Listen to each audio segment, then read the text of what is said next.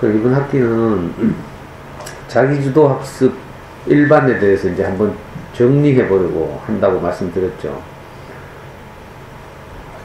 자기주도 학습을 하려면 자기주도 학습이라는 건 무엇인지 이제 좀 그 개념을 잡고 있어야 되죠. 어렴풋하게는 다 알고 있어, 그죠? 아이들이 스스로 공부한다, 뭐 이렇게 생각하고 하는데, 지난주에 잠깐 말씀드린 걸 다시 한번 상기하면, 야, 저 산발이 와 저래 키가 크노? 와 저래 거창하노? 갑자기 당황스럽다.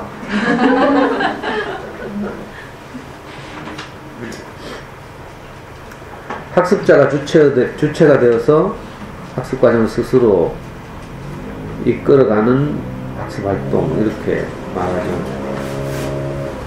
그러니까 계획, 실천, 검토, 이런 것들을 이제 학습자가 주체가 되어서 하는 학습, 이렇게 말할 수 있고.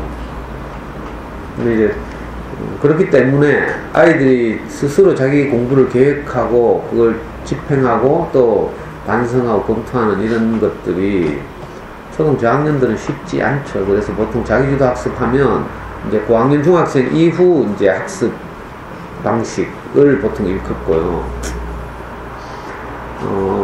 우리 호세우치 부모교육의 특징이 주로 이제 유아 초등 저학년, 뭐 중학년 아이들이 많으니까 지금 당장 뭐 아이가 자기 주도적으로 뭐 어떻게 해야 될 텐데 하는 생각을 하면 안 되고, 우리가 부모가 적절한 수준에서 이제 아이를 돕는 거죠. 다독이고 이끌어가는 작업을 통해서 어릴 때부터 스스로 공부하는 습관을 잡는 것이 장차 아이들이 그때가 이르렀을 때 자기주도 학습을 하게 하는 밑바탕이 된다. 여기 보면요, 부모는 하고 동그라미 안에 보면 자녀가 그 과정을 지속할 수 있도록 지속적으로 다독이고 방향을 제시한다. 이게 부모 역할이죠. 하다가 수틀인다 확 줘 던지고 뭐 떼치하락하고 뭐 주로 이러잖아.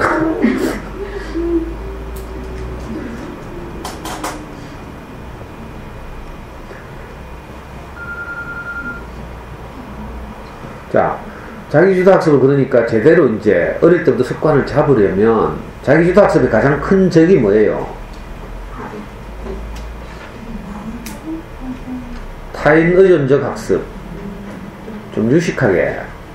학원이면 그럼 되고 과외는 그러고. 그러니까 자기주도적이라는 말의 반대말이 타인 의존적, 이렇게 표현할 수 있겠죠. 물론 이거 제가 지어낸 말이에요. 기관이나 개인이거나 상관없이 그 어떤 것에 의존하는 것, 활용하는 것하고 좀 다른 말이에요. 학원을 무조건 배타적으로 뭐 생각한다, 이게 아니고요. 어떤 경우에는 학원이 꼭 필요할 수도 있어요. 그러나 거기에 의존하는 것하고 이제 좀 이렇게 경계하자, 이런 말이죠. 그 많은 분들이 어릴 때 이렇게 어떻게 집에서 막 해오다가 자주 이제 뚜껑이 열리고 이러니까 지난주에 말씀드린 것처럼 포기하게 되죠. 왜냐하면 애를 돕고는 싶은데 간절한 마음이 있는데 내가 이걸 지혜롭게 잘 내 스스로를 이렇게 케어하고 다스리면서 아이들에게 적절한 도움을 주는 이것이 처음에는 쉽지 않거든요. 그리고 아이들 어려서 아직 내 기대, 요구를 잘 따라오지 못하고, 근데 엄마들 자꾸 아이들을 상당한 수준으로 생각하고 이렇게 개입해 들어가고 이러니까 이 엄마의 요구와 아이의 현재 그 성장과 이렇게 거리가 생기죠. 갭이 생겨서 이게 결국은 엄마들의 폭발로 나타나죠. 그래서 속상하면 이제 막 뚜껑 열리고 애들 혼내고 질책하고 하는데, 자, 그럴 때 우리가 제일 많이 하는 것이 이제 실컷 혼내놓고 그 다음에는 이제 애만 혼내면 되는데 그 다음에 나를 돌아보는 거죠. 나를 돌아보고 자책하는 거라. 아이고 내 꼬라지가 그렇지 뭐 내가 뭐 하겠노 계속 뭐 이렇게 내 미친년이지 뭐 차라리 내가 이렇게 애 잡고 애한테 상처를 주는 것보다는 공방에 보내보자. 결론이 희한하게 이렇게 가. 그래가지고 이제 애들을 사교육에 보내는 거죠.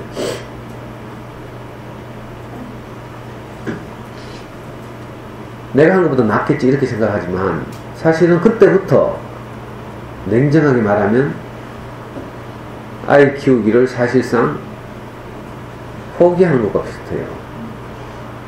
정말 냉정하게 이야기하면 많은 엄마들 어디 보내고 가위를 붙이고 하면 애가 뭐가 나아질 거라고 자꾸 생각을 해. 실제로 뭐 그런 것 같기도 하고 옆집에서 보면 뭐 열심히 뭐 외우고 있고 막 진도가 나가고 이러니까 그렇게 착각과 착시 현상이라고 하는데 그런 일들이 막 벌어지고 이러거든요. 그래서 어찌하든지 나를 돌아보면 안 된다. 지난주 강의의 핵심이 이거였어요. 자기주도 학습을 자녀들로 하여금 자기주도 학습으로 이끄는 그 비결이 있는데 그 첫 번째는 엄마 자신이 자기 스스로를 돌아보면 안 된다. 내 돌아봐봐야 뭐 미친년이지 뭐. 그런 결론이 이러면 자포자기하고 결국 어디 보내게 되고 이러면 이제 죽도밥도 안 되는 거예요. 그게 아이를 위하는 것 같지만 사실 그게 아니야. 아니 부모가 뭐 애 좀 혼낼 수도 있지. 이렇게 대범하게 생각해야 되죠. 물론 그것만 계속하면 안 되고 그 대신에 뭐 해야 돼요?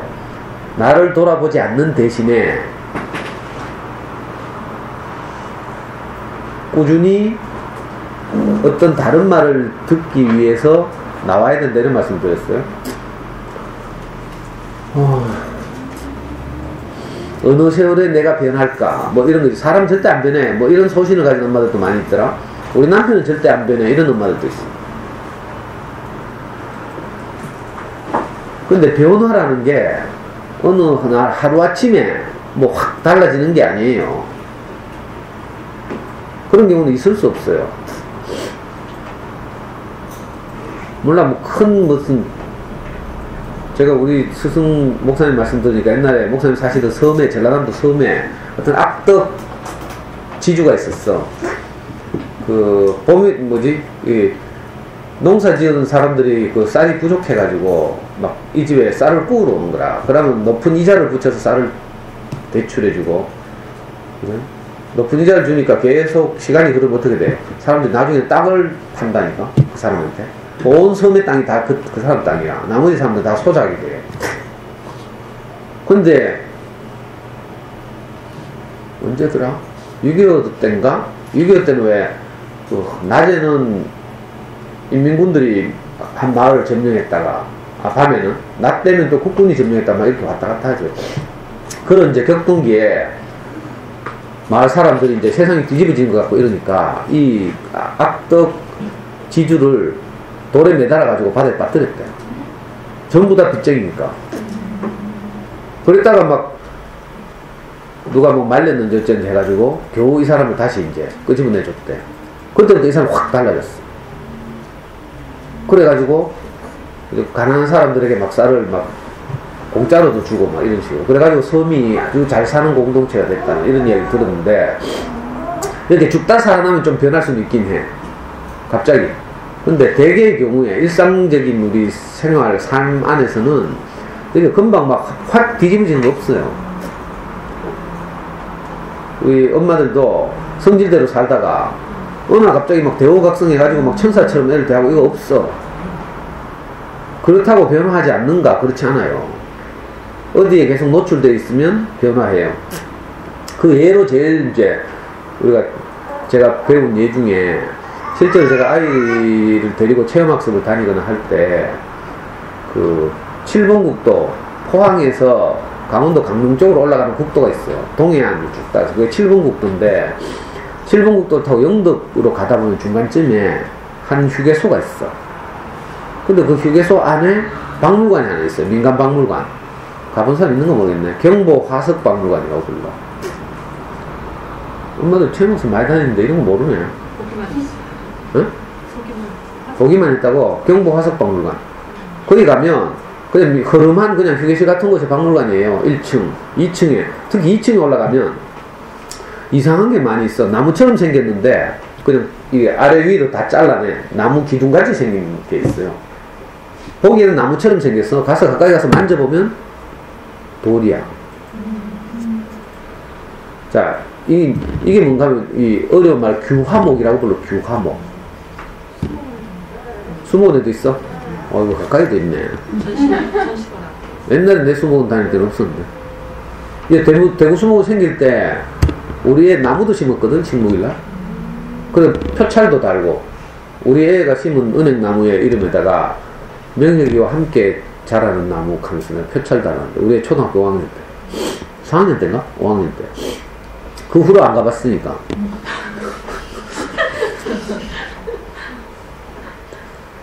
그래 여기도 있구나. 규화목이 여기 있어. 네. 저 석탄박물관에도 가면 많이 있어요. 저 문경 석탄박물관이나 강원도 태백 석탄박물관에 가면 규화목이 있어. 이게 지하에서 발굴해낸 것이기 때문에 주로 그런 광물이나 뭐 석탄이나 이런 공통점이 있잖아요. 그런 데 가면 전시되어 있는데 나무 수목원에도 있구나. 그 규화목이 뭔가 하면요, 옛날 수천만 년 전에, 얼마인지 몰라, 하여튼 오래전에 지층이 땅속에서 지각 변동을 일으키는 거죠. 그러다 보면 산에 있던 나무가 이제 지각 변동을 멘트끼리 부딪히고 어쩌고저쩌고 하면서 땅속으로 들어가는 거라. 나무가 땅속으로 들어가요. 그렇게 해서 오랜 세월이 지나는 거지. 그러다 보면 어떻게 되는가 하면 그 땅 속에서 여러 가지 작용들이 있겠죠. 압력, 높은 온도, 뭐 이런 것과 영향을 받고 이러다 보면, 나무는 약하니까, 나무 안에 있는 이 나무의 성분은 다 사라지고, 썩어 없어지고, 거기에 다른 성분이 들어와요. 이 규소 성분이라고 하지. 그래가지고, 생긴 건 그대로 나무의 외형을 가지고 있는데, 나무 속은 다 없어지고, 그 안에 대신 규소 성분이 들어가 차는 거라.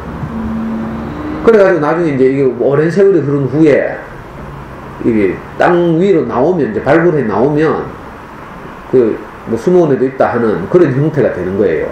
그래서 겉모양은 나무 기둥 모양인데 만져보면 딱딱한 돌이라 규소 성분이죠. 그래서 규소화된 나무 해가지고 규화목 이렇게.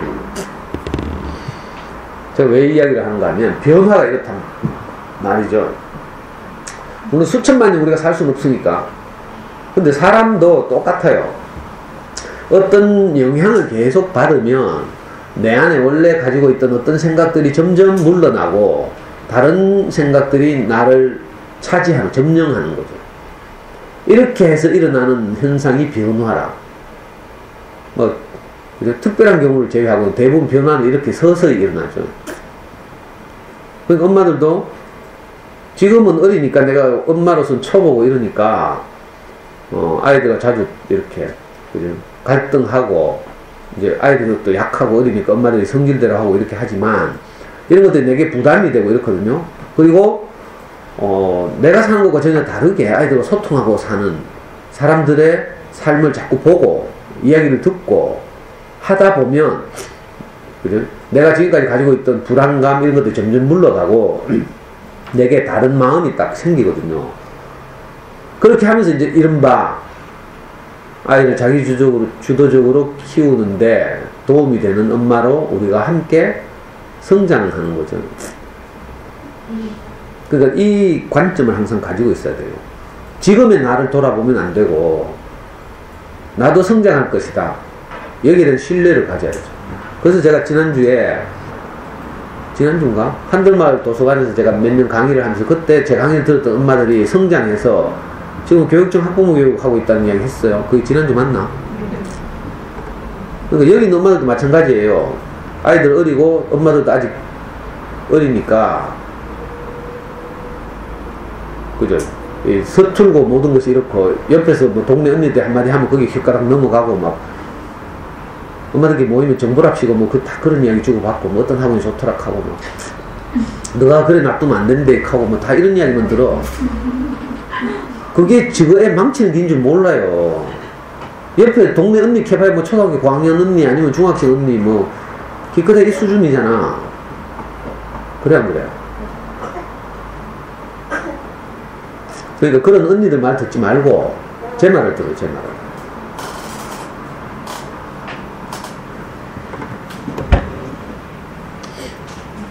내 원래도 아니다. 내 자를 그만하자. 내가 돈을 안 벌어서 그렇지 옛날부터 저보고 이런 뭐 입시 컨설팅 하는 뭐를 차리라고 많이 이야기했어요. 선생님은 비싸게 받을 수 있는데 왜 돈을 안 받냐고. 특히 잘 사는 엄마들이 그러더라. 범어동에서 오는 엄마들이 선생님 좀 돈을 받으면 부담 없이 오겠는데 왜 돈을 안 받고 찌라지냐고. 그러니까 부산 가더라니까. 부산 한번 상담하는데 50만 하는 무슨 이런데 부산까지 찾아가고. 그러니까 돈 안 받는다고 무시하지 말고 동네 언니들 말 들으면 안 돼요. 누가 그냥 두면 안 된다. 뭐 초등학교 때 사실 그냥 두는 게 제일 좋은 길이야. 사실은 잘 모르면 괜히 손대가지고 애 작품 버린다니까. 자존감 낮추고. 그죠? 그러니까 서두를 거 절대 없어요. 지금은 그건 공부도 아니라 꼭 기억해야 돼요. 그래서 이제 이번 학기에 이제 자기주도 학습에 대해서 한번 정리하는 거죠. 왜냐면 우리도 이제 곧 뭐 차려야 되니까. 이번 수요일에 사회적 기업 교육받으러 갔다가 일단 서류 심사를 통과해서 41팀이 교육을 받는데 대구 경북 합해서 교육을 받고 23팀을 추리는 거야. 월요일 하루 종일 교육받고 수요일도 가서 교육을 받다가 저 겸이 엄마하고 또 우리 한 분 제 강의를 들었던 엄마하고 한 팀을 이뤄서 이제 교육을 받는데 교육을 받다가 가만히 생각하니까 사회적 기업이라는 것이 겉으로 보기에는 지원을 굉장히 잘해주는 것 같은데 가만히 들어보니까 주로 일자리를 만들면 그 일자리 채용되는 사람들한테 임금을 정부에 지원하는 거. 일자리 창출 사업의 핵심이더라고. 근데 우리는 뭐 일자리를 짜더니 제조업처럼 막 창출하고 이럴 그게 아니잖아. 애들 돌보고 뭐 하는 건데. 그래가지고 갑자기 교육을 듣다가 우리 포기하고 뛰어나왔어요. 어? 그래 사회적 기업 포기하고 이제 마을기업에 올인하자. 그리고 저하고 함께하는 겸이 엄마나 이런 분들이 항상 마을기업을 좋아했거든. 마을기업하면 뭔지 엄마들이 좋아할 거래. 소박하고 안정되고. 근데 사회적 기업하면 니는 그래 뭐 운동권도 하고 이랬으니까 사회적 기업에 어울릴지 모르지만 우리는 뭐 감이 안 잡힌다 하고 맨날 이런 내한테 바가지 끌었거든 엄마들이.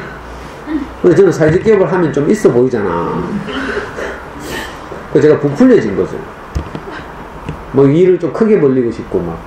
그리고 이 효성타운에서 잘 되면 막 온 동네 지점을 내고 싶고 막 이런 막 꿈이 막 생기다 보니까 제가 이렇게 첫 자리를 잊어버리고 허황되게 부풀려져서 막 온 동네 자기주도 학습센터를 세우는 막 그림을 그리고 있거든.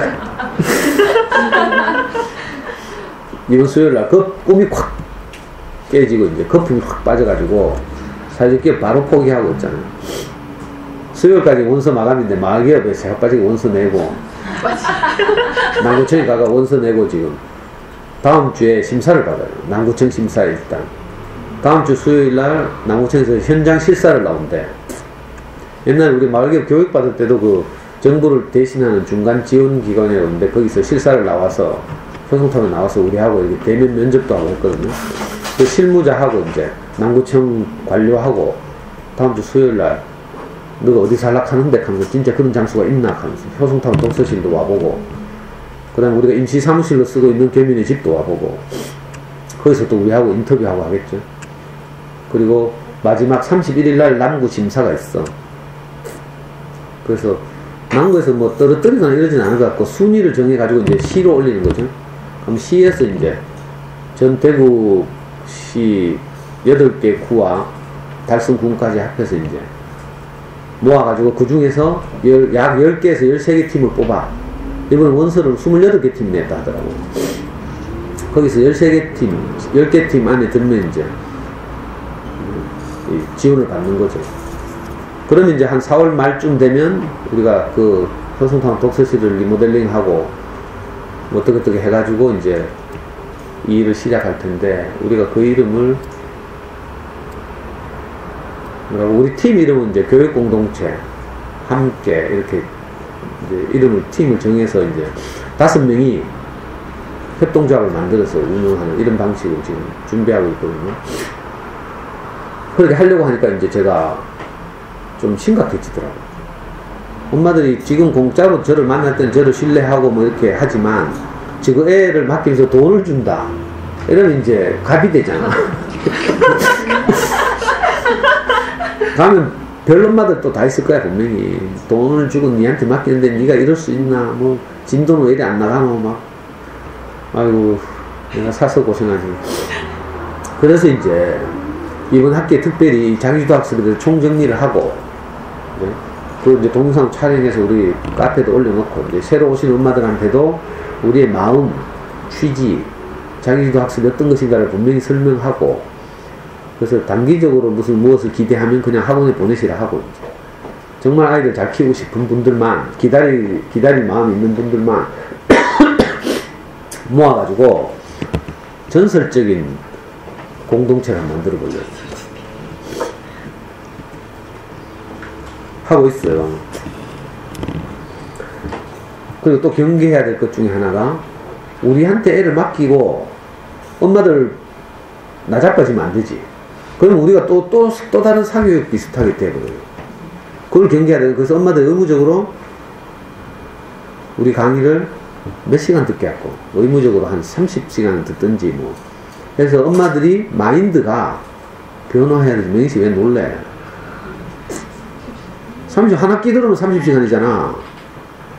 이건 작은 건데, 한 학기 1시간 반이라고 치고, 보통 1학기는 18분인가 이래 하거든, 금요일이. 살려보면. 그래서 엄마들이 일단 자녀 교육이 뭔지를 제대로 이해해야 되죠. 대부분 이제, 동네 언니들 같은 경우도, 물론 뭐 사람이 나쁜 건 아닌데, 자기들도 잘 몰라요. 아이를 키우는 과정에 있고, 그것이 어떤 결과를 초래하는지 이런 거 잘 몰라. 그죠? 저도 이제, 이렇게 아이를 키우고, 지금 뭐 대학교 4학년이 되고 이러니까, 어릴 때하고 또 다르게, 저도 성숙해가지고, 많은 사람들을 상담하고, 이렇게 아이들이 커가는 모습을 지켜보고 관찰하고, 또 잠수내에서도 여러 가지 정보를 이렇게 다시 공부하고 하면서 이제 좀 생각이 정리되는 거죠. 그 잠수내 들어가 보면, 잠수님 생각은 거의 저하고 비슷해요. 거기서 활동하는 사람들 생각이 천차만별이라서 그렇지, 수만이 막, 잠수내 공부법이라는 것이 특별히 딱 정해진 매뉴얼이 없어요. 그냥 지쪼대로 하는 거라 사실. 근데 주요 정보를 잠수내에서 얻고, 얻는 정보도 자기 마음에 드는 걸 얻는 거지, 지 마음에 드는 거. 그래가지고 각자의 길을 찾아가는 게 사실은 잠수내 공부법이거든. 집대성한 게 잠수내 책이죠. 나온 책들이고.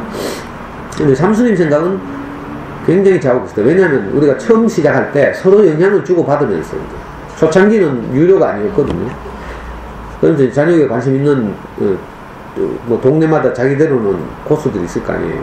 이런 분들이 자연스럽게 모이면서 서로 영향을 주고받았어요. 예를 들면 처음에는 잠수님은 우리말 책 읽기 중요성은 별로 모르더라고. 저는 어릴 때부터 호시호치를 다녔기 때문에 우리말 책 읽기가 얼마나 우리 아이에게 중요한지 이런 걸 이제 몸으로 느끼고 있었죠. 그 잠수님 초창기에 저는 주로 우리말 책 읽기 게시판에서 우리말 책 리뷰를 하고 이렇게 놀았어요. 영어 게시판에서 내가 아예 시작도 안 했고. 근데 잠수님이 이제 영향을 받더라고. 처음에는 잠수내라는 홈페이지도 있고 저도 홈페이지가 있었거든요. 그래서 잠수님이 능력이 훨씬 뛰어나니까 그때 막 자녀교육에 관한 정보를 모으든, 요즘 말로 하면 블로그를 통해서 정보를 모으고 하잖아요.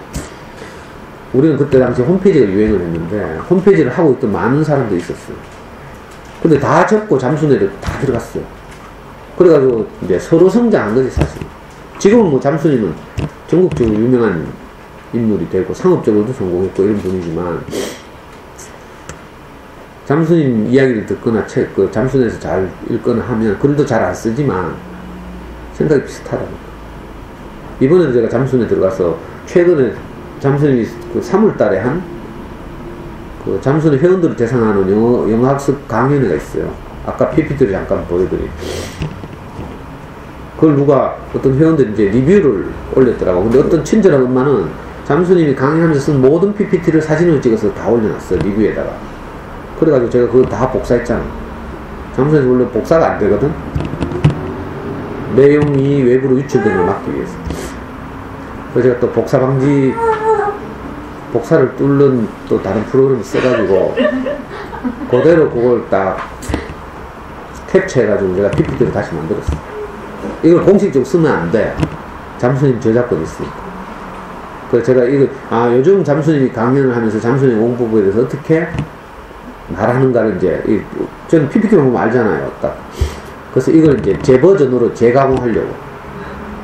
그래가지고 원래 초등학교 이제 4월 9일부터인가 제가 이제 학부모 교육하러 다니는데, 영어를 주제로 하는 학교에서는 이제, 그러니까 작년에 제가 학교를 다니면서 어떤 호소유치에서 말씀드렸던 것을 좀 더 버전업해서 이제 2015년 버전으로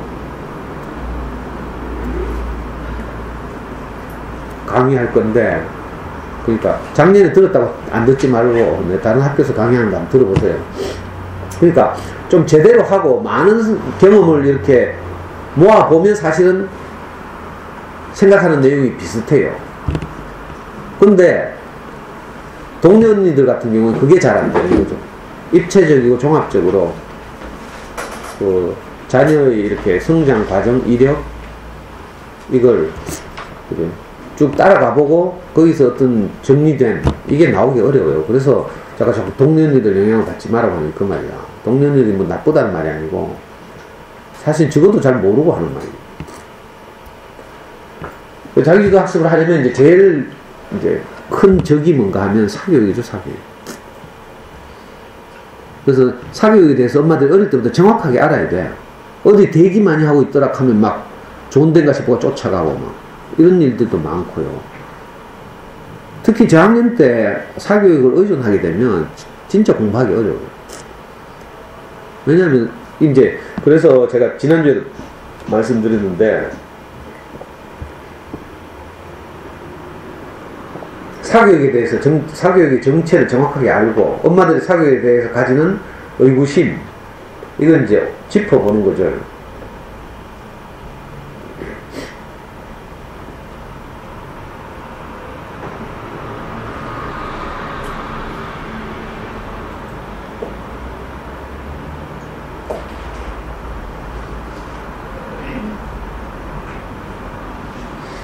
지난주에 말씀드렸는데 우리나라에서 사교육을 반대하고 아이들을 건강하고 자기주도를 키우기를 원하는 가장 활성화된 단체가 사교육 걱정 없는 세상이라는 단체죠.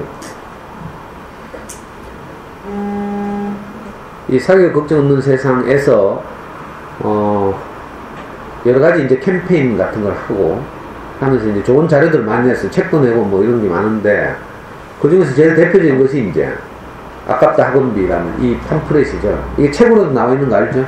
필요하신 분은 책을 사보시면 되고 간단하게 나온 팜플렛을 보고 이제 팜플렛을 기초로 해서 이제 사교육의 정체에 대해서 또 우리가 가진 의구심을 정확하게 한번 진단해보고 엄마들 꼭 기억하고 있어야 되죠. 그래야 앞으로 아이들을 키워나가는 과정에서 흔들릴 때나 약해질 때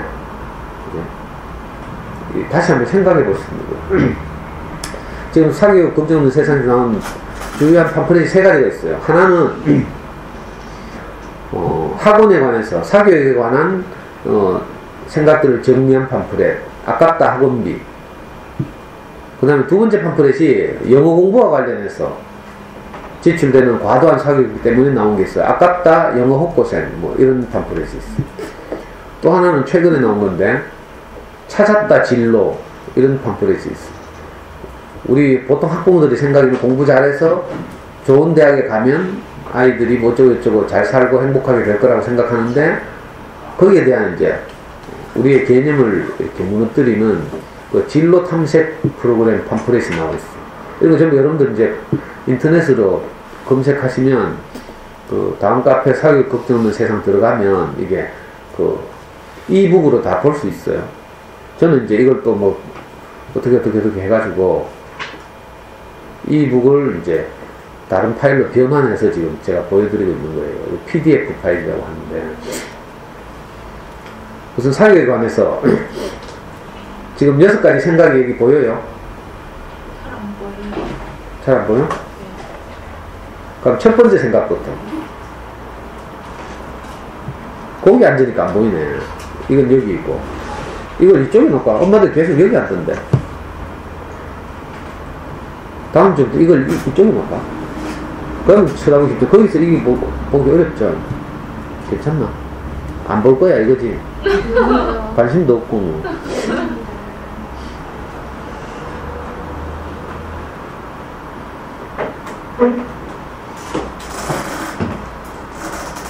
그래, 우리 말기업 떨어지면 이제 어쩌지?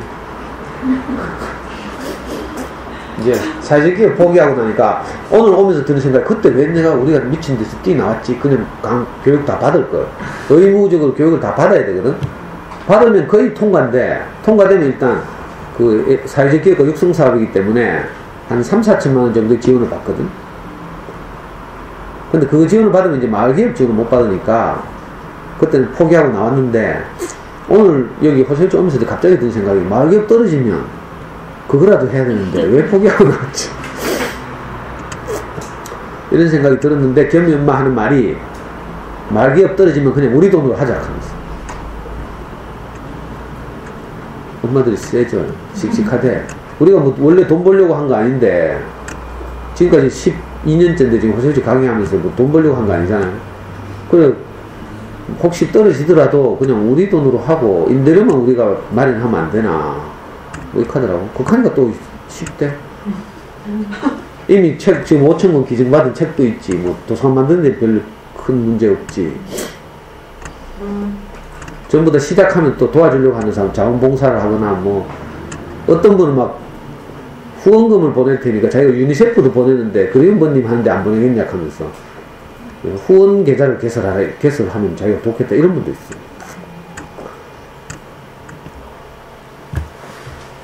그래, 한번 해보려고.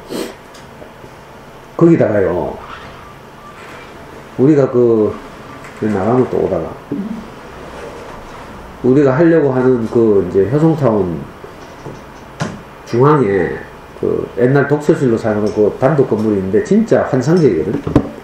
낡았지만 리모델링만 하면 이제 단독 건물이고, 일단 아파트 주민들한테 피해를 안 끼치고 독립돼 있고, 독립된 주차장이 있고, 각 동마다 주차장 있잖아요. 그래서 독서동에도 주차장이 있어.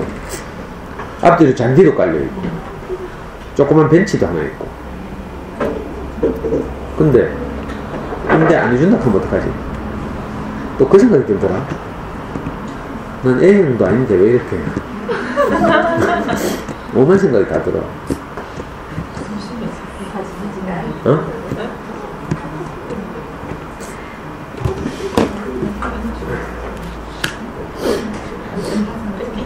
그래가지고요, 보통 엄마들이 이제 왜 자꾸 사교육 학원에 보내는가, 학원에 공부하게 보내는가 하면, 성적을 거기 보내면 성적이 올라갈 것이다. 첫째, 이렇게 생각하죠. 자, 여기에 관해서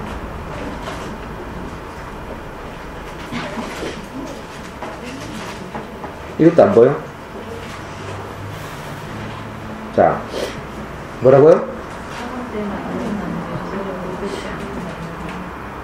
이 공부라는 것을 예를 들면 초등학교 3학년 때 하고 말 것 같으면 초등학교 3학년 과정을 다루는 어떤 학원에 딱 보내가지고 예상 문제 막 하면 집에서 탱생생 놀면서 게임하는 것에 비해서 성적이 더 나와요.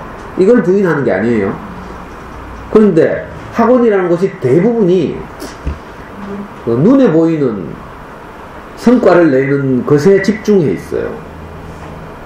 그렇겠죠? 그렇지 않으면 엄마가 안 보내, 엄마들이. 그래서 학원의 공통점이 뭔가 하면 눈에 보이는 지금 당장의 성적을 올리는 거예요. 당장의 성적을 올리려면 주로 어떻게 하는가 하면 유형학습을 하죠. 이 해보면요, 예를 들어서 초등학교로 칩시다. 초등학교 시험 빤하거든. 다른 학교의 기출문제 몇 개만 딱 모아가지고 딱 풀면 거의 100점 아니면 뭐 하나 틀리는 정도 나와요. 바보 아닌 다음에 혼내가면서 계속 시키면 답 다 외운다니까. 그 빤한 범위의 단원에, 그죠? 나올 문제 빤한데, 그걸 시험 칠 때까지 계속 반복시켜봐. 그럼 금방 성적 나와요. 근데 문제는 이건 실력이 아니라는 거라.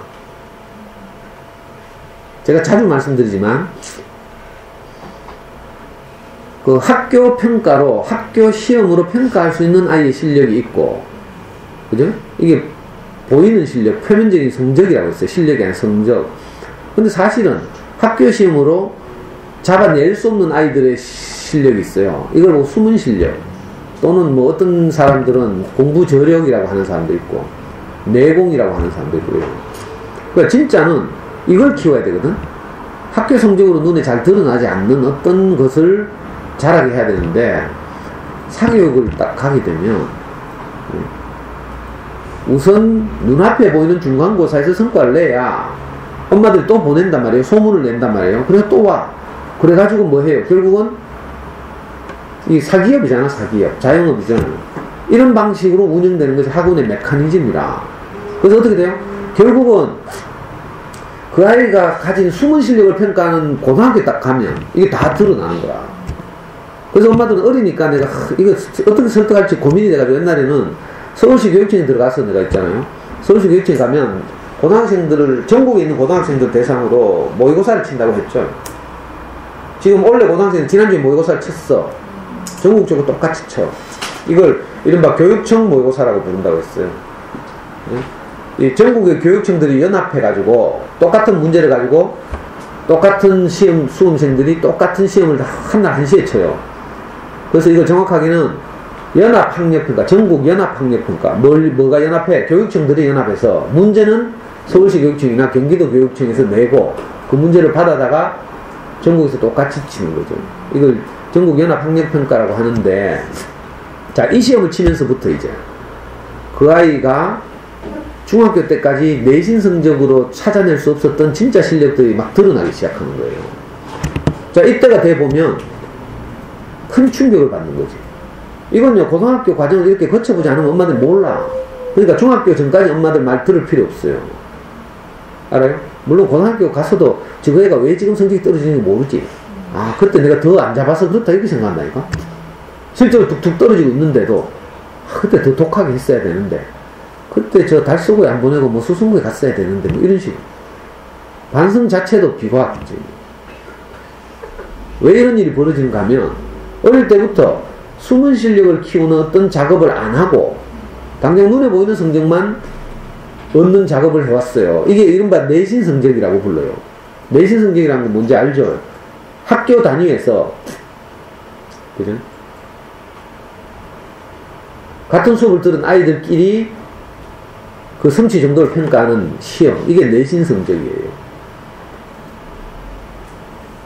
그러니까 대부분의 내신 성적은 성실하고 이러면 성적이 좀 나와요. 특히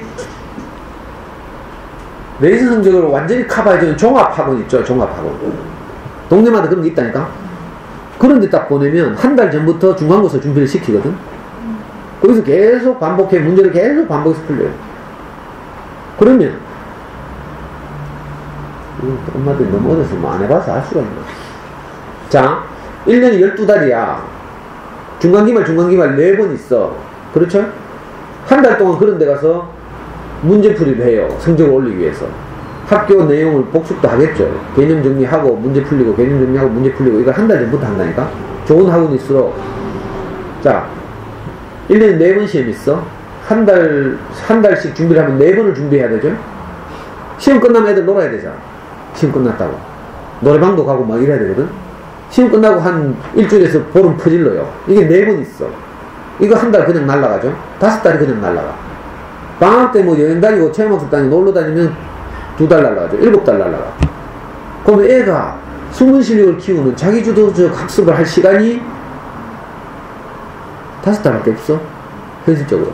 근데 이렇게 공부한 집구석에서 나머지 5달 동안 그러면 숨은 실력을 키우는 노력을 하는가? 안 그렇다니까. 그거 보내니까 성적 나오대 뭐. 반에서 뭐 2, 3등 하네. 그래 하면 되겠네. 이렇게 되는 거라. 그럼 평소에 숨은 실력을 기르는 작업 안 해요. 그러면 중학교 때까지는 똑똑한 놈도 유전자 좋은 애들은 전교권에서 놀아. 그죠? 유인제 좀 나쁘면 전국권에서 못 놀고 전교 한 4, 50등 안에 들겠지. 성실히하고 하면. 근데 요게 고등학교 가서 시험 모의고사를 딱 쳐보면 그대로 드러나요. 이거 모르겠지. 그래서 여기서 지금 이 말을 하는 거라. 내가 이렇게 장황하게 여기는 그런 설명이 없죠. 이 사교육 걱정 없는 세상에서 이 팜플렛을 책을 만든 사람들이 유명한 분도 많아요. 예를 들면 영어로 말하면 엄마표 영어의 선두주자라고 할 수 있는 이남수 씨, 솔빛 엄마. 이분도 여기 들어가 있고요. 우리 매체에서 가장 유명한 사교육 전문가 이범 선생. 대치동에서 한때 연봉 뭐 17억인가를 받았다는 이범도 여기 들어가 있고요. 강남에서 현직 영어 교사, 고등학교 영어 교사를 했던 송인수라는 분이 여기 대표예요. 뭐 하여튼 이런 내노라 하는 분들이 여기서 들어가서 자기들이 먼저 자녀들을 키워보고, 예? 그리고 모여서 토론하고, 경험들을 서로 공유하고 이러면서 이제, 예? 일반 시민들을 설득할 수 있는 내용들을 가지고 정리한 거거든요, 이 팜플렛이. 그래서 딱 나온 말이, 자, 학원을 보면 성적이 오를 것이라는 기대를 가지고 보낸다는 거라. 근데, 오르기도 쉽지 않지만 설령 오른다 하더라도, 그것은 진짜 실력이 아니고, 다 잠깐 눈에 보이는 신기루 같은 거래요. 이 고등학교 때 가면 다 드러나죠. 제 경험으로 더 말씀드리면, 우리 아이가 남구 대명중학교 올라왔어요. 남구 대명중학교에서 처음에 딱 들어가고 중학교 때 1학년 때 내신 공부를 조금 하니까 중간고사에서 전교 2등 나오더라고. 그래가지고 또 기말도 열심히 했지. 교보문고 가가지고 교과서 있죠. 교과서에 딸린 참고서 있죠. 자습서 있죠. 그 다음 또 문제집 딸려있죠. 전교권에서 놀락하면요, 그래, 전교 1등과 2등 차이는 한 문제 차이거든. 한 문제를 더 맞추려면 어떻게 해야 돼요? 국어에서 한 권 더 풀어야 돼. 수학에서 한 권 더 풀어야 돼. 과학에서 한 권 더 풀어야 돼. 사회에서 한 권 더 풀고요. 실과 뭐 이런 거 있죠. 컴퓨터 이런 데서 한 권 더 풀고, 한 대여섯 권을 더 풀어야 틀린 한 문제를 찾아낸다니까. 한 문제 더 맞출. 저 끄트머리에서는 뭐 그냥 사회 한 문제만 더 풀어도 전교 막 50등 올라가. 근데 전교 2등에서 전교 1등 올라가려고 하면요, 과목별 한 권씩 정도 더 풀어야 아슬아슬하게 틀렸던 한 문제, 올백 맞은 애가 맞춘 그 문제, 자기는 틀렸던, 그게 어딘지 뭐 어느 과목에서 틀릴지 모르니까. 그러니까 문제 좀 한 대여섯 번 더 풀어야 한 문제 맞춘다는 거야. 얼마나 피곤하겠어요. 거기다가 수행평가라는 거 있지. 우리 애는 남녀공학을 다녔는데 수행평가 하니까, 우리 애는 뭐 개발 세발인데 가시나들은 막 얼마나 막 깔끔하게 해갖고 과제를 탁탁 제출하는지 막. 중간고사 전교 2등 했는데 기말 치고 나니까 전교 7등인가 하더라고. 그 신경질가 에이 때리치 앞으로 하면서 우리 내신 하지 말자 이렇게 됐어. 그래가지고 뭐 나중에는 막 우리 뭐 애 기말고사 치는데 우리 엄마는 일본 연수 가고 저는 뭐 일본에 선교 가고 막 이래가지고 애 혼자 중간 그 기말고사 친 날도 친 해도 있어. 그런 애는 보니까 전교 59등 하고 막 이랬거든요. 근데 그때 성실하게 한 아이들이 있었어요. 전교 1, 2, 3등부터 10등까지 쫙 있죠. 1, 2, 3등 한 아이들이 똑같은 학원을 다녔어. 한미학원이라고. 저기 대명동에 가면 웅진 빌딩이 있어. 웅진 빌딩. 웅진 빌딩 건너편에 한미학원이라고. 이름은 뭐라 해요? 종합학원이에요. 종합학원. 근데 가면 내신을 전과목으로 커버해 주는 거야. 거기 가서 한 달 동안, 한 달 전부터 공부를 하는 거죠. 그래가지고 애들 이름도 다 기억한다. 윤지원, 함소희 뭐 이런 애들. 전교 1, 2, 3등을 저끼리 나눠 먹는 애들이 있어. 자, 이 아이들이 고등학교 딱 갔어요. 얘들 다 경일려고 갔잖아. 우리 애는 0 남았어요. 똑같은 날 똑같은 시간에 딱 시험을 쳤잖아. 3월 둘째 주 수요일인가 목요일인가 전국 연합 학년평가 줄여서 교육청 모의고사 1년에 4번 치게 돼 있어요. 고등학교 가면 의무적으로 딱 쳤어요. 우리 애는 얘들 졸업할 때 단상에 올라가서 상 받을 때 박수 쳤거든. 밑에서 얘들은 막 올라가서 막 장학금도 받고 막 이렇게. 근데 전국 연합 학력평가 500점 만점짜리 시험 딱 쳤잖아요. 어떻게 된지 알아요? 우리 애가 그때 내 정확한 기억으로 450 몇 점을 맞았어. 450 몇 점. 영남고등학교 610명 중에 3등을 했어요. 그래도 공부 대충 하다가 숨은 실력만 키우고 학교 내신 시험 거의 안 하고. 근데 첫 모의고사의 범위는 고등학교 1학년 올라가면 3월 첫 모의고사의 범위가 어딘지 알아요? 중학교 전과정이거든. 그러니까 이 아이가 어떻게 잘하는지 총체적으로 평가하는 거예요. 뭐 얍삽하게 뭐 이런 범위 정해주고 따따따 외우면 되고 이런 게 아니야. 그걸 보고 내신 시험이라고 하죠. 학교 시험. 근데 이걸로는 이게 상급학교 진학하는데 그 굉장히 선택의 폭이 좁아져요. 내신은 아무리 잘 봐도. 제가 지난주에 말씀드렸던 한들마을 도서관에서 제 강의를 듣던 어떤 엄마가 지난주 심화반에 다시 나왔는데, 애가 열심히 해서 그 영신고등학교에서 전교 1, 2등을 했어. 그런데 이 전교 1, 2등의 내신을 가지고 고려대 연세대 내는데 다 떨어졌어. 학생생활기록부 전형 이런 게 있거든. 왜? 그런 성적을 가진 아이들은 전국에 약 2,000명이 있어. 문이과, 전국의 고등학교 수가 약 1,700개. 문이과를 나누면 전교 1등이 3,400명 있단 말이죠. 근데 내신으로 뽑는 전형의 수는 서울대에서 내신으로 지역전형 선발 전형이라고 해서 약 800명 뽑고, 연세대 고대 뭐 2, 300명씩 뽑고, 이거 다 알아. 그러니까 내신으로 좋은 대학, 예를 들어 전교 1, 2등 하면서 그러면 뭐 저 밑에 학교 가겠어요? 중경외시, 뭐, 건동홍 이런 데 가겠어? 문과에서 이렇게 말한다 했죠. 서영고, 스카이라고 부르고, 서영고 하나를 뭉쳐서 부르고, 그 다음에 서성한 이렇게 부르고, 그 다음에 중경외시 이렇게 불러요. 이대를 이제 저 10등으로 밀어냈어. 전에는 서영고, 서성한이 이렇게 불렀거든. 그 다음에 중경외시, 건동홍, 뭐 국숭세단 뭐 이렇게 쭉 나가는 거예요. 서울대학. 네이버 딱 검색해보라니까. 네이버에 중경외시라고 딱 치면 처음부터 서영고, 서성한, 중경외시 이런 식으로 쫙 서울에 있는 모든 대학들이 서열화돼서 나온다니까. 근데 이 여자아이가 성실히 공부, 자기주도적으로 제 강의를 듣고, 그러니까 부산대 수학교육과를 갔다고 했죠. 전교 1, 2등 해서 경북대학교 사범대학이나 부산대학교 사범대학의 수학교육과, 영어교육과, 국어교육과를 가면 그건 괜찮은 결과죠. 자기들로서는 너무 속상했는데 내가 괜찮은 결과라고 했어요. 원래 국어교육과, 영어교육과 그런 애들 가는 데야. 수능은 잘 안 나오지만 전교 내신 성적은 아주 뛰어난 아이들이 갈 수 있는 현실적인 커트라인이 그거예요. 근데 서울에 있는 주요 사립대학 연고대를 가려고 하면 못 가. 그러니까 이 학교 성적을 잘 받는 것이 뭐 나쁜 건 아니잖아요. 잘 받으면 좋긴 한데 선택의 폭이 확 줄어들어. 결국 입시는 뭐예요? 결국 수능이거든.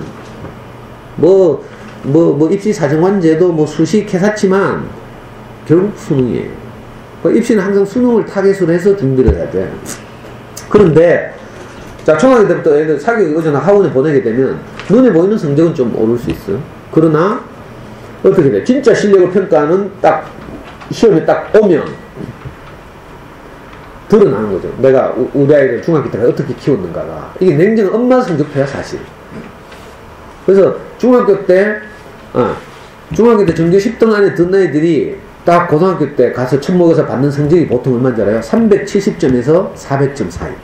500점 만점짜리 그 첫 모의고사에서. 실제로 우리 명의가 되는 대명중학교에서 전교 1, 2, 3등 하는 아이들이 다 요 성적을 받았어. 370점에서 전교 5등 졸업한 애가 있어. 우리 명의하고도 친구고, 지금은 이제 그 엄마가 이 딸내미 중3 때 호세주 와서 강의를 듣고 지금 우리 교회도 같이 다니는 엄마가 있어요. 그 집 딸내미가 초등학교 때 우리 애하고 한 반이고, 중학교 때 대명중학교 전교 10등 안에 들었고, 고등학교 경일여고 갔고, 이 아이는 이제 엄마가 제 강의를 듣는 바람에 고등학교 때 저하고 계속 상담도 하고 이래가지고 결국 사교육 다 끊고 수학 공부를 혼자 했어, 혼자. 그래서 여기서 재미 들여가지고 나중에 진학을 영남대학교 수학교육과로 했어. 지금 수학 임용고시 준비하고 있어.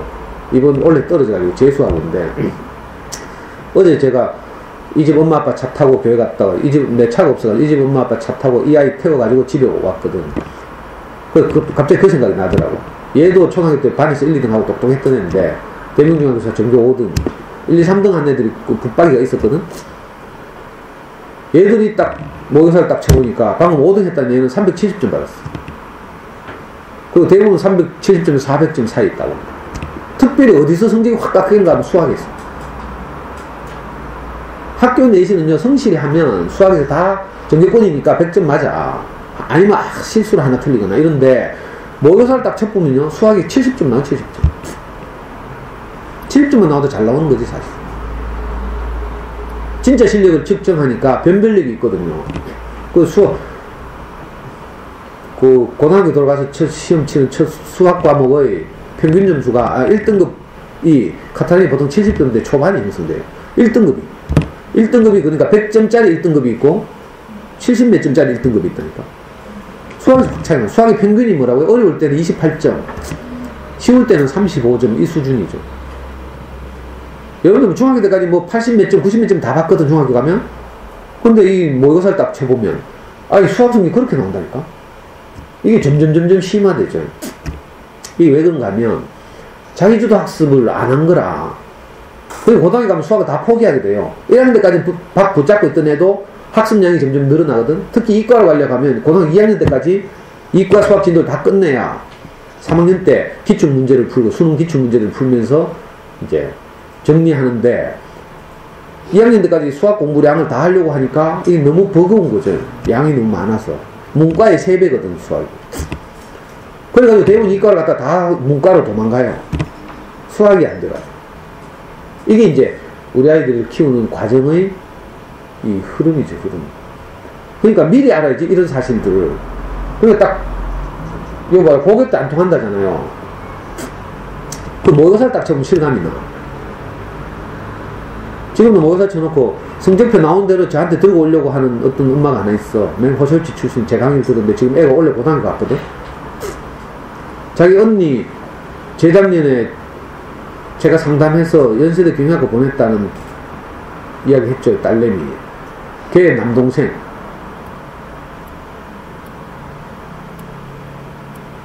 그러니까 이제 그 3월 모의고사 성적표를 딱 들고 오면 이제 이 아이가 앞으로 3년 동안 고등학교에서 어떻게 공부해야 될지 딱 견적이 나오잖아. 엄마들은 표 봐도 몰라. 너무 복잡해가지고. 성적표 봤어요? 그건 모른다니까. 사실은 고등학교 담임들도 잘 몰라. 그 성적표가 우리 아이에게 말하려고 하는 것. 근데 보여줄까요, 성적표? 일단 좀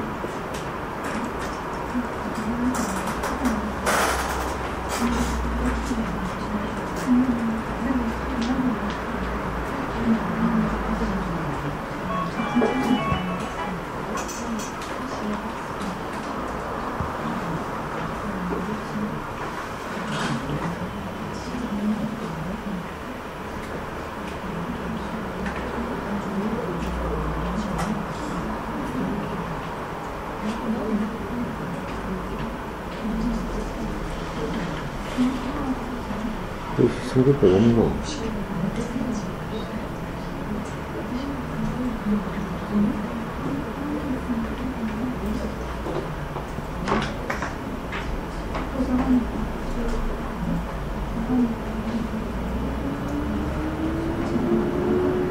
모의고사 성적표를 찾아보니까 없네.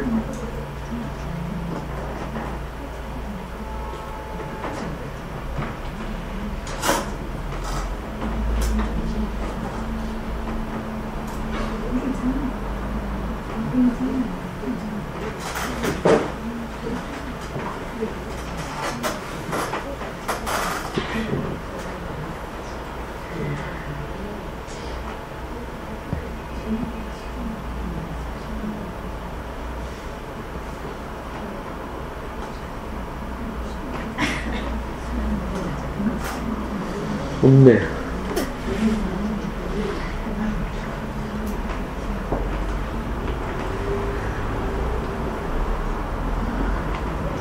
그러니까요, 이 간단한 말이 가지고 있는 이 함미, 이걸 제가 지금 엄마들한테 무슨 말인지 말씀드리는 거예요. 제가 호전체에서 꾸준히 이야기를 계속 해왔어요. 근데 아직 어리면 이 말이 무슨 말인지 몰라. 근데 엄마들이 고등학교 1학년 엄마가 딱 되면 그때 선생님 하신 말씀이 그거였네. 그렇게 봐야 늦지. 진짜 늦다니까. 내가 옛날에 이런 이야기도 했어요. 애들에게 엄마들이 이제 밖에 뭐 볼일보러 나가고 아이들한테 수학 공부를 시킨다고, 응? 엄마들로서는 조금이지만 애들한테 많이 이렇게 과제를 주게 되면 아이들이 다 답지를 뺏긴 다음에 이만했어요. 근데 어떤 엄마가 제 강의를 듣더니 어제 내 차 타고 왔다는 그 엄마가 하더라고. 속으로 이렇게 생각했대. 우리 애는 절대 답지 안 뺏겨요. 나는 우리 명희가 답지 뺏긴 걸 보고 그 말 했거든. 우리 명희만 그런 게 아니라 이 소문난 범생이 우리 애도 그렇고 주변 애들이 다 그렇더라고. 이 인간이면 다 그래. 완전히 뭐 바보 아닌가 하면은 엄마가 뭐 무리하게 내주고 갔다 와서 시장 갔다 와서 안 했다고 혼내는데 그러면 가만히 있을 바보가 어딨어요. 다 뺏기서라도 해내지. 이 엄마가 몇 년 후에 막 울면서 쫓아왔어. 그 집에 그 지금 수학 임용고시 하는 애 말고 동생이 하는 남동생. 얘가 초등학교 6학년 때 답지 뺏겠다고 막 울면서 하고 우리 애가 그럴 수가 있어요. 그럼 이 새끼 하면서 막. 그래서 내가 전에 뭐라 가둬놓고 하니까. 그때 하는 말이에요. 그때 우리 애는 절대 안 그럴 줄 알아. 이 집 애가, 이 애가 답지 뺏겼던 그 애가 고3 때, 어디고, 효성타운에 있는 고등학교 이름 뭐고, 협성고등학교 다녔거든? 협성고등학교 3학년 때, 여름 방학 때 내보고 상담을 하지. 얘가 어릴 때는 호리호리 했는데, 중학교 때부터 막 축구를 해가지고, 고등학교 가서 맨날 축구만 한 거야. 그래, 나이키 대회, 뭐 풋살 대회 나가고 있잖아요. 옛날에는 막 나를 존경하는 눈빛으로 축구장에서 보더만은, 이제 축구 좀 한다고 막, 늙은 삼촌을 아주 알로 보고 막. 얘가 고3 때, 뭐, 내고 상담을 하지. 그 효성타운 밑에 그, 내면 앞에 무슨 엔젤 인스가 있는데, 거기서 만났어요. 얘가 뭐, 가방에서 주섬주섬 꺼내가지고 무슨 문서를 보여주는 거라. 보니까 재수 계획서라. 고3이. 맨날 축구만 하다가, 막상 공부를 하려고 해보니까, 이게 암담한 거라. 지가 원하는 데는 못 가겠어. 그러니까 미리 이제 포기하고 재수를 하겠다는 거야. 그래서 내가 걔한테 했어요. 설령 재수를 하더라도 이번 고3 때 최선을 다하고 원서 영역까지 경험하고 이래야 네가 나중에 재수를 했어도 여러 가지 이렇게 판단을 할 수 있고 좋은 경험이 생긴다. 그러니까 어쨌든 최선을 다해라 이렇게 말했어. 그랬더니 얘가 딱 돌아갔어. 근데 얘가 이제 맨날 축구만 해놓으니까 가장 축구만 한 놈이 가장 잘 갈 수 있는 대학이 어디예요? 체육교육과잖아. 체육교육과에서도 등록금 가장 싼 데가 어디야? 그래, 국립대학 체육교육과. 얘가 이번에 작년에 국립대학 경북대학교 체육교육과 후보로 들어갔잖아. 그래, 지금 우리 교회 중학생들 그 유소년 풋살 코치예요. 내가 일부러 아이들 이제 막 게임방 가고 뭐 이런 것보다는 축구를 하는 게 좋겠다 싶어서 일요일 낮만 되면 이제 우리 그 초등 고학년 중학생 모아가지고 풋살을 하고 풋살 클럽 운영하거든. 동안도 샜는데 이걸 꼭 기억하고 있어야 돼. 그때 가서 고등학교 1학년 엄마가 된 다음에 그때 선생님 한 말이 이 말이었는데 내가 안 듣고 이렇게 하면 아깝잖아. 그래서 속는셈 치고 내 말 한번 들어보라니까. 속는 것도 아니지만 사실인데. 아니 우리 애가 그때 450 몇 점 맞았다니까.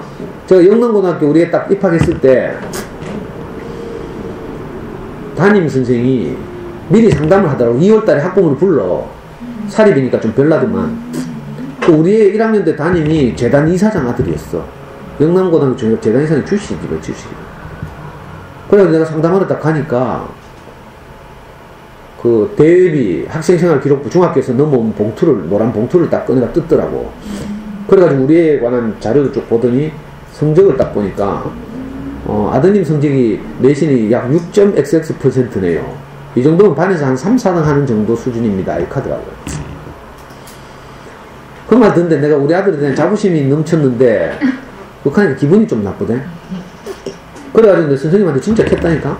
선생님 1년만 지켜보시면 우리 아이가 사실은 뭐 내신 공부를 그다지 안 하고 장기적으로 보고 숨은 실력을 키우면서 공부해 왔습니다. 1년만 기다려 주십시오. 이렇게 딱 말하고 딱 상담을 끝내고 나왔어. 근데 실제로 1년 지나서 600명 중에 1등 했다니까. 우리가 그렇다고 뭐 열심히 공부하는 스타일이 아니에요. 지도 돌이켜보면서 말하기를 그때 영남고등학교 내신이 지는 몇 등이면 몰라. 한 3, 40등 했겠지 문과에서. 막 달달달달 범위를 외우고 이런 걸 잘 안 하거든. 근데 시험만 치면 모의고사만 치면 성적이 전국권인 거야. 그러니까 그거 믿고 더 안 하지 이제. 그러니까 애들 뭐라 해 우리 애고 천재력 하는 거야. 공부는 안 하는데 모의고사만 치면 진짜 전설적인 성적이 나오니까. 첫 모의고사에서 수학을 100점 맞았어요. 영어 98점. 국어만 82점이나 나왔어. 국어로 다 까먹었지 사실은. 왜 그런가 하면 국어도요. 우리 아이는 커가면서 문제집 한 번도 푼 적이 없어. 제가 강의 때도 자주 말씀드리지만 국어 실력을 진짜 올리려면 책을 많이 읽어야 된다고 했죠. 책과 좋아해야 된다. 문제를 푸는 건요. 고등학교 가면 3년 내에 하는 게 문제풀이야. 그때 이제 문제 푸는 스킬, 정답 찾는 스킬을 익히면 되죠.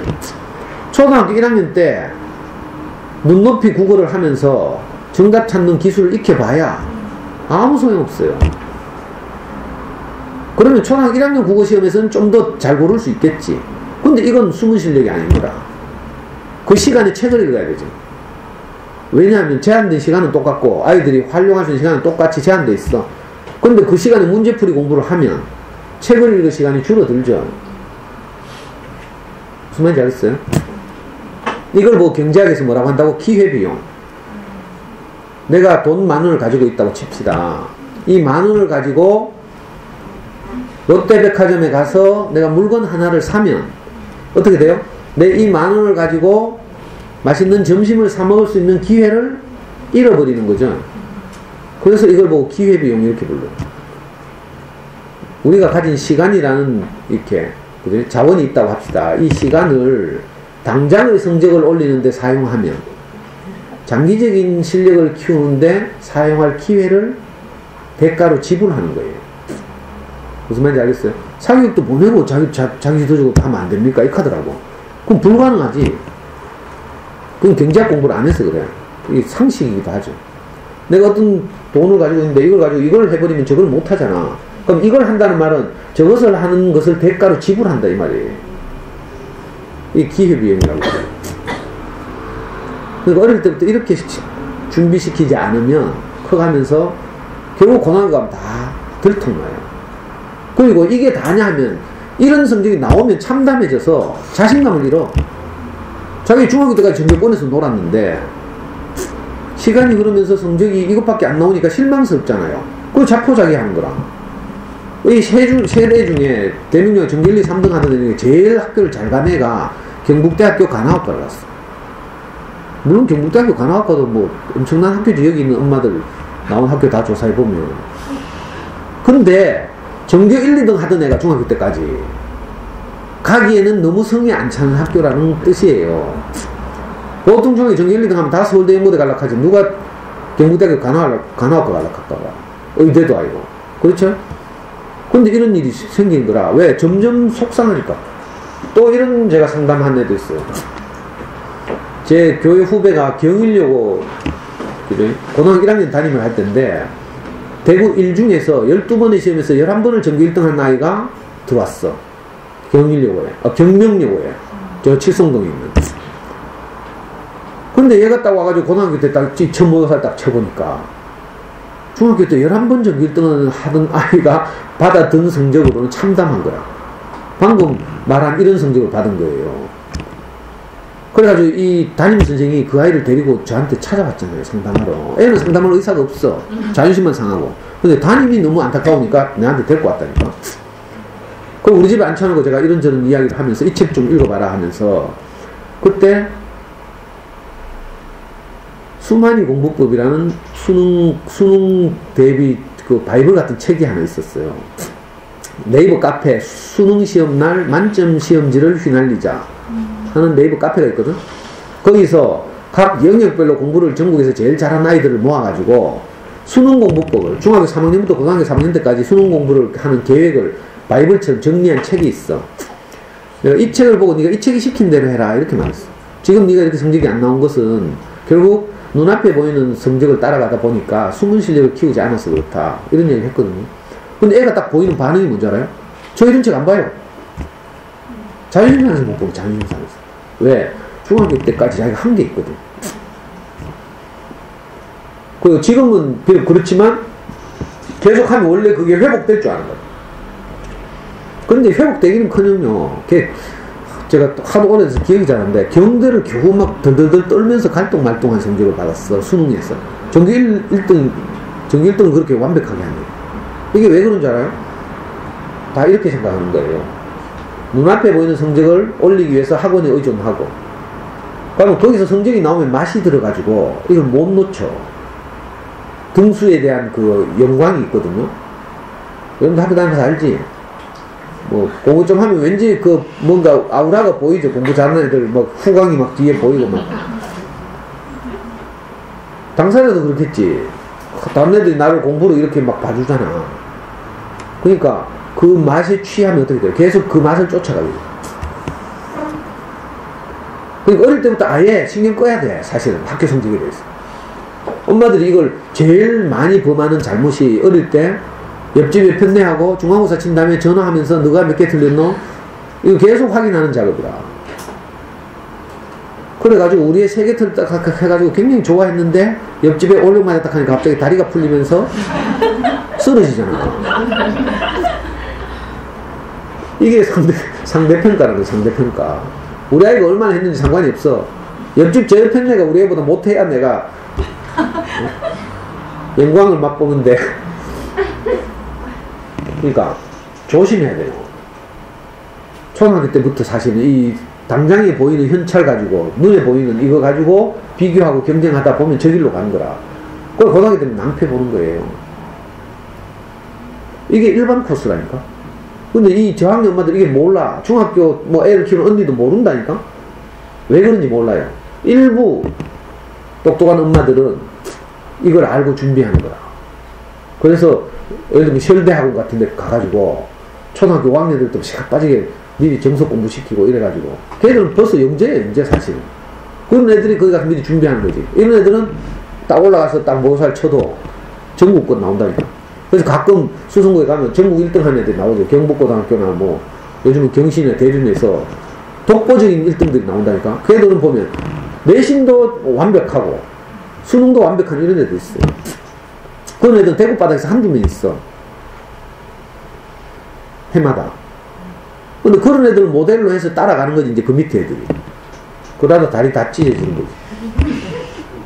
우리 애는 자보다 못하니까 더 열심히 시켜야 된다. 이런 이상한 이데올로기 빠져가지고. 그 애들 고생시키면서 점점 자존감을 잃게 만들어. 그 반대로 해야 돼, 반대로. 잘하는 애들보다 어려우면, 잠순회에서는 유명한 말이 있어요. 천재들은 먼저 보내라. 어디서 만난다? 정상에서 만난다. 이 등산은 비유한 거라. 잠순에서 늘 하는 말이 있어요. 내가 천정이론이라고도 소개했죠. 산을 오르다 보면 먼저 막 올라가는 애들이 있어. 그럼 먼저 보내야지. 그거 따라가다가 나는 중도 포기하는데. 그럼 내 페이스대로 올라가야 된다 이 말이죠. 결국 가면 정상에 있는 그 뭐 이상한 탑이나 이런 데서 같이 사진 찍고 있다니까. 야혹하고. 언젠간 그렇게 되죠. 안 그래? 여러분들 중에요, 친구들 중에 먼저 시집간 년들 있지? 면덕한 애. 내가 너무 자연스럽게 나오네. 먼저 시집간 친구들 있어. 부러워할 거 있어요? 시간 흐르면 나 시집 가가지고 봐. 아, 낳고 지금 애 키우고 있잖아. 그거랑 똑같은 거라. 애들 커가는 것도 똑같아요. 어떤 애들은 좀 빨리 크지. 애들 키 크는 것도 보면요, 여러 번 말씀드리지만 어떤 애는 초등학교 때 쫙 크는 애들이 있지만 중학교 가서 크는 애들이 있어. 고등학교 가서 크는 애들도 있고. 그러니까 너무 옆집 애하고 비교하고 이러지 말고요. 일단 눈에 보이는 성적을 너무 중요하게 생각하지 말고. 이게 쉽지는 않은데 그래서 제 강의들을 오라는 거예요. 계속 들어야 우리 아이에게 맞는 보폭으로 내 페이스에 맞춰서 산을 오르는 거지. 결국 그럼 어떻게 돼요? 우리 아이가 할 수 있는 최대한의 성적을 우리가, 이게 정상이라. 전교 1등이 정상이 아니고요, 우리 아이가 물려받은 달란트를 사장시키지 않고 잘 발휘할 수 있도록 우리가 도와서 최선의 결과를 이끌어내는 것, 이게 우리가 할 일이죠. 이게 우리의 정상이에요. 그러니까 혹여나 아이를 키우다가 속상하고 뭐 아이하고 또 싸우고 이랬다고 막 에이 자포자기하고 막 될 대로 캐세라세라 하면서 막 아무데나 확 보내보고 막 익하지 말라고. 그죠? 싸우더라도 함께 해야 돼. 그래야 어떤 효과가 있는가 하면 엄마가 주제 파악을 하는 거야. 아, 나는 미친년이구나. 이걸 딱 알아야지. 그죠? 잘 되는 엄마들 안 온다니까? 애 자기가 잘 키워하고, 동네도 똑똑한 엄마들 있어. 소문을 내가지고 뭐 그 좋은 강의인데 가자 하잖아요. 안 와. 왜 안 오는지 알아요? 지대로 잘하니까 안 온다니까? 잘 안 되니까. 잘 안 되니까. 근데 그게 복이 된 거야. 이건 역설이에요. 진짜로 자기 인생의 배고픔, 가난함 이런 걸 경험해야 사람이 겸손해져. 다른 사람의 어려움을 이해하게 되고, 늘 포실하게 아무 염려 없이 잘하면 저거 왜 이렇게 이렇게 되는 거야. 그래서 입지전적으로 막 이렇게 큰 아버지 밑에 있는 애들이 고생하잖아. 나는 이렇게 해서 되는데 니는 왜 안 되면 이렇게 되는 거야. 그래가지고 막 그거 가지고 애들을 막 판단하고 이러면 애들이 기가 죽고 막 좌절하고 이러죠. 여러분 전에도 많이 말씀드렸죠. 그래서 오히려 나는 니보다 훨씬 못했다. 아이들한테 내가 작아져야 된다고 했어요. 엄마는 오히려 잘 더 모른다. 근데 니는 이거 하는 거 보니까 너무 기특하네, 신기하네. 이렇게. 우리가 아이들 앞에서 우리 부끄러움을 이야기하는 걸 굉장히 터부시하잖아요. 그러면 애들이 나를 무시하지 않을까? 이렇게 생각한다니까? 애들 어리니까 무시하겠지. 근데 사실 속으로는 좋아해요. 저도 자신감이 생기고. 우리 애는 항상 같다 했죠.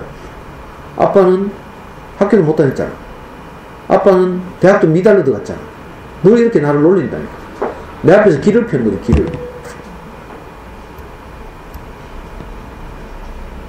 두 번째 질문이 뭔가 하면요. 첫 번째 질문하다 시간 다 갔다. 엄마들이 너무 어리니까 이 말을 딱 듣고 이게 무슨 말인지 알아야 되는데, 자, 두 번째 질문이 뭐예요? 아이들이 원해서 학원 가는 건 괜찮아. 엄마들 다 요래 말하더라. 우리 애가 좋아해서 보내요. 하더라. 그죠? 근데 여기서 뭐라고 말하는가 볼게요.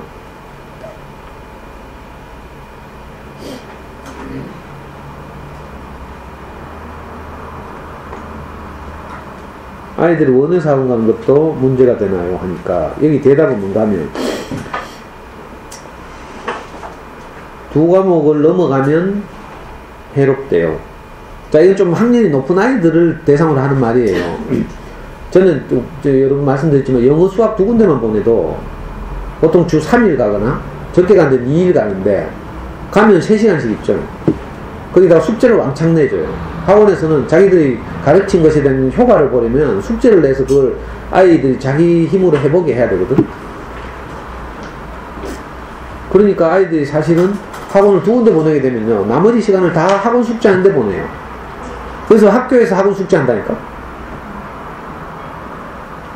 이건 뭐 오늘의 일이 아니에요. 학교에 숙제를 가지고 와서 한다니까. 수업 안 하고 숙제. 여기 보니까 최소 하루 2-3시간은 학교 공부를 복습하는 데 사용해야 되는데, 이것도 좀 이상하긴 한데 몇시 하루 2-3시간씩 학교 공부를 복습해. 하여튼 그죠? 학원 이렇게 사교육에 너무 많은 시간을 이렇게 투자하게 되면 애들이 자기 주도적인 삶을 살 시간이 없어요. 자기 주도는요, 학습 영역에만 국한된 게 아니에요. 사실 게임 영역에서도 마찬가지일 수 있고요, 책 읽기에서도 마찬가지일 수도 있고. 이 자기 주도적 훈련을 해야 되는데, 아이들이니까, 학교를 다니는 아이들이니까 가장 이 자기 주도적 삶을 훈련하기, 연습하기 가장 좋은 게 학습이죠. 학습. 그래서 자기 주도적 학습 이렇게 부르는 거죠. 그런데 좋아한다고 아이들이 가게 되면 사실 좋아하지도 잘 않은데, 엄마들이 길들여가지고 가는 거지 뭐. 좋아하는 건 대부분 그런 거예요. 하다 보니까 익숙해졌고, 익숙해지니까 뭐 안 하면 두렵기도 하고, 물론 좀 좋아하는 것도 있겠지. 가면 친구들 만나서 놀고 이러니까 태권도 하고 이런 데 가면. 근데 어떤 미친놈이 영어 학원 가가지고 단어 외우고 안 외우면 손바닥 때리고 이러는데 그거 좋다고 가겠어요. 근데 니 학원 가는 거 존나 하면 엄마가 딱 눈을 딱 째리면서 존나 이건데 뭐라고 대답하겠어 아이들이. 차마. 아니 저 겸이 엄마 있잖아. 웃고 있지 지금. 저 겸이 4살 때 영어 유치원 보내면서 있잖아요. 영어 유치원 한 반에 10명인데 거기서 9등 10등 했대. 그러니까 속상하잖아요. 그러니까 영어 유치원을 커버하는 원어민 과외를 또 집에 불러가 하고, 그걸 또 보완하기 위해서 컴퓨터로 하는 뭐더라? 화상 영어 이것도 하고. 겸이 유학 때 이렇게 하면 안 된다 이 말이에요. 불안해서 하는 거지. 불안해서. 불안감은 그렇게 한다고 해소되는 게 아니에요. 불안감은 저한테 와서 제 이야기를 자꾸 들어요. 불안감이 없어요. 아니 진짜로 제가 이걸 이렇게 비유했습니다. 우리가 주거 생활을 하다 보면 어쩔 수 없이 생활 쓰레기들이 자꾸 생겨나요. 그렇죠? 생활 쓰레기들이 집안에 가득 있으면 어떻게 돼요? 악취가 나죠. 그래서 우리는 어떻게 해요? 정기적으로 배출하죠. 그래서 아파트 밑에 1층에 가면 분리수거하게 되어 있어요. 그럼 거기 계속 수거해 놓으면 누가 와서 가져가죠. 쓰레기 청소 차량들이 와서 그걸 다 실어 간다니까. 우리가 가진 불안감도 바로 이런 거예요. 누군가 와서 내게 있는 불안감을 가져가야 돼. 근데 우리가 아이들을 예를 들면 학원에 의존한다 이런다고 해서 내 불안감이 가져가지는가? 그렇지 않아요. 이걸 이제 누군가 불안하지 않은 사람이 내 앞에 있어서 내 불안감을 걷어가는 거죠. 사실은 저 사람의 삶을 보니까 아 저렇게 살면 나도 불안하지 않겠구나 이런 생각이 딱 드는 순간 내게 불안감이 가져가지는 거예요. 이걸 보고 예수의 제자들은 그렇게 말했어요. 사람들에게 말하기를 보라 세상 죄를 지고 가는 하나님의 어린 양이로다 이렇게 말했어요. 예수라는 사람을 보고. 그 말이 그 말이에요. 그 말만 들으면 어렵죠. 세상 죄를 지고 가는 하나님의 어린 양. 이건 어렵지. 이걸 우리 스승이 이렇게 쓰레기 청소 차량으로 딱 비유해 주더라니까. 그러니까 나 금방 알겠대. 아 그래 우리가 살다 보면 죄라는 게 목표를 벗어나다 이런 뜻이라고 했어요. 술 마시고 담배 피우는 게 죄가 아니고 원래 인생이 어떻게 살아야 되는데 원래 어떻게 살아야 되는 그 타겟, 목표로부터 벗어난 것 이게 죄거든요. 그러니까 사실은 사람들은 행복하기 위해서 태어났잖아요. 우리가 아이를 낳은 것도 사실 행복하게 살려고 낳은 거예요. 근데 이걸 잊어버리고 우리가 엉뚱한 데 자꾸 관심을 가지다 보면 원래 목적을 잊어버리죠. 아이하고 행복하게 살려고 우리가 자녀를 낳았는데 가정을 이루었는데 그만 아이의 성적 때문에 아이의 공부 때문에 우리 집안이 지옥되는 일이 많죠. 이게 이제 죄인 거라. 죄 잘못이 실수죠. 실수. 그러니까 불안감이 생기고 이래요. 그러니까 우리가 생활 쓰레기가 늘 생기면 악취가 나는 것처럼 내가 불안해지면 어떻게 돼요? 내게서 악취가 나지. 그래서 애 막 쥐어뜯고 막 책 던지고 꼬집고 막 이러잖아요. 이게 우리가 내는 악취인데 이걸 누군가가 가져가야지. 불안하지 않은 사람 쓰레기 청소 차량 이 가져가서 걷어서 어디다가 소각하는 거죠. 그래야 내 불안감이 없어지지. 어디 보내고 돈 지불하고 이런다고 불안감 안 없어져요. 해보면 알겠죠 여러분들. 거의 뭐 애 키우기 포기하면 좀 덜 불안하지. 어떤 분은 고등학교 1학년 되면 애를 포기하더라고. 근데 애 공부 좀 하면요 고3 때까지 포기를 못해. 고3 내내 돌덩이 가슴 하나씩 안고 다니자. 고3 엄마들 한번 볼래요? 고3 엄마들 안에는 돌덩이가 하나 있어. 그래 그 애 뭐 성적 묻거나 이러면 절대 안 돼. 조용히 기다리면 다음에 봄에 나타난다니까. 좀 좋은 데 갔으면 나타나. 좋은 데 안 갔으면 여전히 출입을 잘 안 하고. 그러니까 멋대로 막 물어보면 안 돼. 그 집에 어떻게 됐어요? 근데 장소년 받은 겁도 없이 막 물어보더라. 옛날에 우리 시험 수능 쳤는데 수능 치고 다음날 제가 불려가서 서울역 컨퍼런스홀에서 잠수네 엄마들 20명하고 비밀 잠수네에서 오프라인 모임 하면 안 되거든. 그 비밀 강의를 한 적도 있어요. 수능 다음날. 이 아줌마도 겁도 없지. 저 집은 무조건 수능 잘 칠 거라고 생각했나봐. 그러니까 불러서 막 강의하라고 하지. 만약에 그날 그 전날 수능 망쳤으면 어떻게 돼? 진짜 곤혹스러운 일이잖아요. 그 여기는 나오지 않지만 사실은 대부분 아이들이 학원을 다니면 좋아한다는 거, 그게 학습하는 학원이라면 그건 엄마가 길들인 것일 가능성이 높다. 아이들 어리고 뭣도 몰라가지고 막 어떤 애들은 막 주산하면서도 그렇게 즐거워한다네.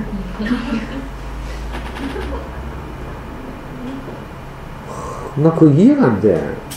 어떤 애들 초시계로 기저귀 계산법 하면서 초재면서 한 바닥씩 수학 문제 풀잖아요. 그 처음에는 즐거워한다니까? 초재니까 막 신기해가지고 막 하고 막 열심히 해보고 이렇게 하죠. 그래가지고 나중에 엄마가 뚜껑 열려가지고 한 문제 틀릴 때마다 한 바닥씩 더 한다 해봐. 이 현실이 이게 아니었구나 하면서 이제 점점 어려워지는 거예요. 그러니까 학원은 진짜 어떨 때 보내야 될 때가 있어요. 그때 보내는 거지 아무 때나 보내면 안 돼. 진짜 보내야 할 때. 제일 대표적인 것이 문법 때문에 진짜 걱정이 된다 이럴 때 중학교 1학년 겨울방학, 2학년 겨울방학, 3학년 겨울방학 때 그것도 뭐 집구석에서 혼자 해도 되지만 그 자신이 없으면 학원의 문법 정리반이 있어 겨울방학 때. 자 이럴 때 그죠? 꾸준히 한번 보내보는 거 이런 거 생각할 수 있어요. 그것도 꼭 해야 된다는 거 아니에요. 안 해도 돼. 근데 예를 들어서 뭐 대표적으로 우리가 생각할 수 있는 것은 그 정도죠. 아니면 애가 진짜 수학 천재다. 너무 잘해가지고 학교 수학은 진짜 너무 시시하다. 이런 경우. 그런 경우에는 이제 영재반 가야지, 영재반. KNU 영재반 가든지 뭐. 김쌤 뭐 영재반 가든지 아니면 뭐 수능에 뭐지 뭐 민사고 대비 뭐 있잖아 그런 거. 근데 가서 샥빠지 고생시키든지. 내 같으면 우리 애가 그래도 안 보내. 영재되는 게 좋은 게 아니거든요. 인생이 피곤해진다.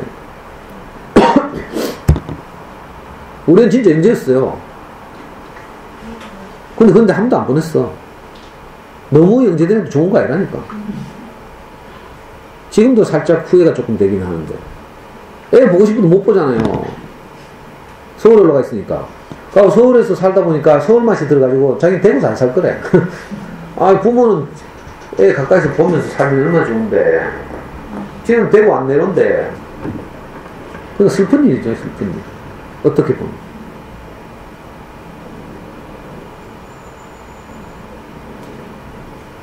세 번째가 뭔가 하면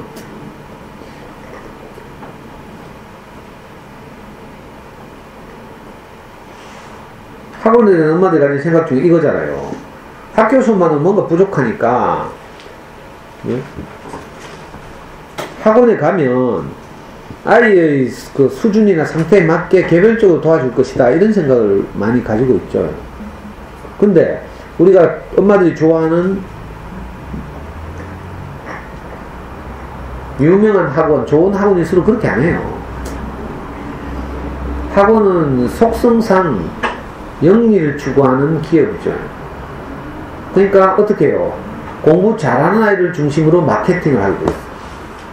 그래서 학원 가면 다 저 학교 출신이 뭐 어떻게 했다는 프랜카드 걸고 하는 이유가 그거예요. 근데 어떤 부분에서 어려움을 겪는 우리 아이들의 상태를 살펴서 그걸 잘 도와줄 수 있다면 환상이긴 하지만 그렇게 하면 장사가 안 되는데. 그래서 학원의 생리상 항상 학원은 자기 학원에 오는 우수한 아이들 중심으로 모든 걸 꾸려나가고 진도도 그렇게 진도도 만약 못한 아이들 고려해가지고 진도 천천히 나가고 막 걔한테 가서 설명하고 이렇게 하면 다른 잘하는 아이들 엄마들이 그 학원 보내겠어요? 안 보내겠어요? 우리 애만 손해보는 것 같아. 그렇죠? 보통 학원 가면 10명씩 뭐 8명씩 이렇게 반을 짜서 수업을 하는데 그렇게 하면 다 망해요. 그러니까 잘 나가는 학원일수록 잘하는 아이들 중심으로. 못하는 애들은 반도 막 따로 편성하고. 학원 가가지고도 열등한 반에 들어가면 얼마나 기분 나쁜지 알아? 그죠? 거기서부터 벌써 서열이 정해지고 막 이런다니까. 영어 학원도 그런 레벨 많죠. 청담 가면 뭐 골프 용어 써가면서 뭐 파, 버디, 이글, 뭐 알바트로스, 뭐 또는 뭐야? 저 가면 그 뭐고 영어 학원 그 이름 뭐야? 수능에서 제일 유명하던 영어 학원 외국 자본이 붙은 어? 폴리 말고 아발론. 그래, 아발론 가면 무슨 정원이름이가 청와대 정원 녹지원 개사코 뭐 녹지원이 청와대에 있는 정원 이름이잖아. 그 반을 그런 식으로 막 짜고 뭐. 그 학원 가가지고 열등생이 된다니까. 슬픈 일, 슬픈 일. 우리 아이들이 열등한 애가 어딨어요? 다 누구하고 비교하니까 그렇지. 그 아이의 고유의 생명을 가지고 이렇게 자라고 있거든요. 아이들마다 고유의 또 장점이 있고 쓰임새가 다르고 이래요. 신기한 일이라니까. 그 우리가 잘 보면.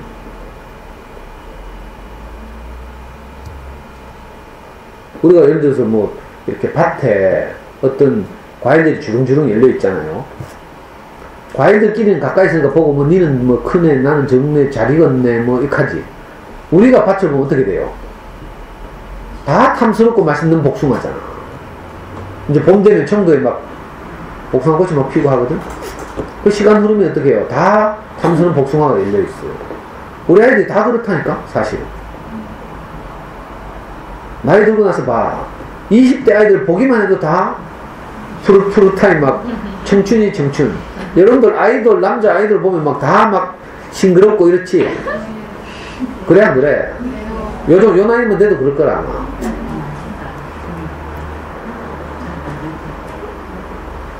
아니 제가 나이가 드니까 30대 엄마들만 봐도 다 이쁘게 보여. 옛날에 내가 총각 때는 안 그랬어요. 내 취향과 기호가 있어가지고 다 뭐 만난 사람마다 쫙 레이저로 딱 견적내고 있잖아.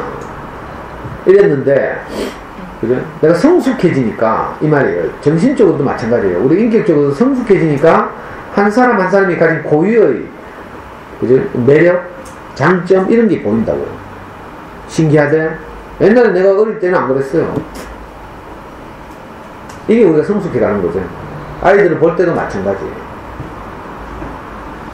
잠순에 가면요, 옛날에 제가 잠순에 그 투표로 명예회원이 된 적이 있는데, 저는 그 당시 우리 애가 고등학생이어서 잠순의 게시판에서 거의 활동을 안 했고요. 고등 게시판에서만 조금 이제 활동을 했는데, 그래도 워낙 좀 유명해가지고, 내가 구등으로 명예회원이 됐어요, 구등. 그때 10명이 이제 그 강남에 모였어요. 잠순이 식사를 대접한다고 명예회원들 초청해가지고 그 10명 중에 9명이 다 학습 관련 글쓰기로 명예회원이 됐는데 딱 한 분만 학습 관련 글쓰기로 잠수원에서 명예회원이 된 게 아니고 살림살이로. 이 사람이 이분이 대한민국이 돌아온 짱가예요. 이 뭐지? 결혼해서 실패하고 이제 돌아온 거라. 그래 자기 대한민국 돌아온 짱가라고 딱 지었어. 그래서 이분은 잠순에 힘입어서 자기 조카들도 자기가 직접 키우고 막. 근데 이분이 주로 쓰는 게시판은 그죠? 살림살이를 주로 하는 게시판. 여기서 냉장고 수납 어떻게 하는지 이런 거 없잖아요. 근데 처음 알았어. 쌀 같은 걸 PT병에 넣어가지고 뚜껑 딱딱 닫아가 밖에 라벨 붙이고 이래가지고 착착착착 정리하는 거 있잖아. 정리의 여왕이지, 정리의 여왕. 근데 이게 너무 배울 게 많아가지고 이분을 잠순에 했는데 너무 많은 도움을 받았어. 그래서 명예회원 투표를 했는데 이분이 당당 베스트 10 안에 들었다니까. 그래서 직접 만나봤어요. 보니까 제가 상상하던 보통 엄마들의 캐릭터가 있어요. 자녀 교육에 관심 있고 하는 엄마들, 좀 지적이고 뭐 이런 캐릭터인데 이분은 완전히 그거하고 전혀 달라. 놀부 와이프처럼 캐릭터 그렇게 생겼어요. 진짜 참 하여튼 독특하게 생겼대. 성깔도 있어 보이고. 근데 있잖아요. 근데 그분의 외모와 다르게 그분이 가진 고유의 장점이 있는 거야. 그래가지고 그게 높이 평가받아가지고 그때 베스트 10에 들었다. 우리가 성숙해지면 그렇게 보죠. 사람 한 사람을. 제 스승이 우리를 볼 때 그렇게 보거든요. 각각의 장점을 보는 거야. 그래가지고 이 형제는 이렇게 소중하게 쓰이고 저 형제는 저렇게 소중하게 쓰이고 이런 거죠. 그러니까 모든 사람이 다 살아나는 거죠. 우리 아이들도 마찬가지예요. 어떤 기준으로 볼 때 서열이 정해지지만 사실은 그 아이를 고유의 생명으로 보면 아이들이 다 신기하다니까. 재밌고 공부 못하는 애들 중에는 또 건강하고 운동 잘하는 애들 많고 인간성 좋은 애들 많고. 우리가 그렇게 아이를 키우면서 우리 아이들이 가진 고유의 장점을 찾아서 이걸 이제 북돋우는 거죠.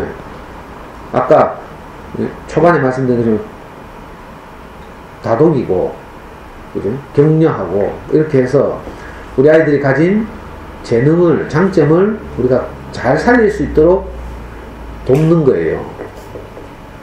이런 걸 이제 우리가 함께 하면 참 좋겠죠. 그 아이들이 어릴 때부터 이렇게 자기를 존재로서 인정해주고 자기 성취 정도만큼 자기가 공부하고 이게 자기주도 학습이에요. 여기서 뭐 무슨 확 끌어당겨가지고 갑자기 막 공부를 진짜 어려운 하는 아이를 뭐 교육청 영재반에 집어넣는다. 혹시 뭐 니한테 보내면 그래 해주나? 뭐 이렇게 기대하면 안 돼. 그죠? 몰라 진짜 재능이 있는데 엄마가 워낙 기죽여 가지고 못하는 이런 애는 어느 정도 그죠? 이 격려와 지지를 받으면 원래 고유의 그 장점을 확 살려서 갑자기 확 잘 될 수 있을 수는 있겠지만 그런 확률은 굉장히 낮죠. 엄마들이 먼저 이제 아이들에 대해서 이런 관점을 가져야 돼요. 옆집 애하고 비교해서 그래? 우리 아이를 평가하거나 이렇게 하면 안 되고. 그러니까 초등학교 때 성적, 서열 이런 거 신경 쓰면 안 돼 사실. 그런 거 신경 쓰다 애들이 엄마들이 애들한테 작품을 다 버리는 거죠. 사교육에 관한 엄마들의 생각이 많지, 뭐 우리가 검토해야 될 생각이 많지만 여기는 뭐 맞벌이 가진 거 없으니까 네 번째가 이제 맞벌이 가진 건 대책이 없잖아요. 이렇게 그러니까 어디 보내야 되는 거 아닙니까? 이렇게 말하거든. 근데 여기서 이 사람들이 참 지혜롭게 대답하기를 사교육 걱정 없는 세상에서 맞벌이 가정 아이들이 가장 오히려 자기도 키우기가 좋대. 학원 뺑뺑이 안 돌리고 그 시간에 책을 읽도록 하는 거야. 책과 친구가 되도록 책을 읽을 수 있는 환경을 조성해 주는 거죠. 그건 제일 좋은 거예요.